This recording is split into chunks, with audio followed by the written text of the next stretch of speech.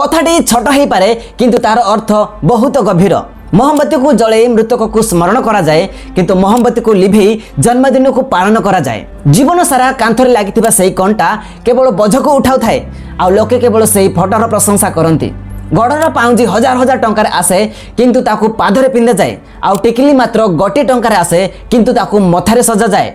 मूल्यर कौन सी महत्व न थाए किंतु कर्मर महत्व बहुत थाए।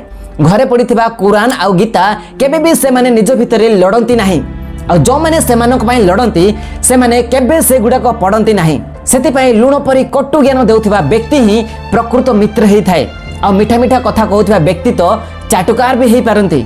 इतिहास साक्षी अच्छी आज पर्यंत केबे लुण रे पक लगी नहीं किंतु मिठारे सब बेले पक लगी जाती। भल रास्ता रे कहीं जाती नहीं किंतु खराब रास्ता रे समस्ते जाती। सेति पई मद बिक्री करथिबा व्यक्ति को कुआडे जीवाकू पड़ी न थाए आ क्षीर बिक्री करथिबा लोक को घर घर गली गली साही साही दे जीवाकू पड़ी थाए। आउ ताको एक कथा बारंबार पचारा जाए से कोन क्षीर रे पानी तो मिसौनी अथच ए मनीष मदरे निज हाथ रे पानी मिसई पियंती। बाबारे मनीषर एतिकी मात्र बुद्धि जदि आपण ताको पशु कहिबे तेबे से रागी जीवो आउ जदि ताको आपण सिंह कहिबे तेबे से खुशी होई जीवो। जेतेबेले देखिबाको गले सिंह भी तो गोटे पशु ही तो अटे।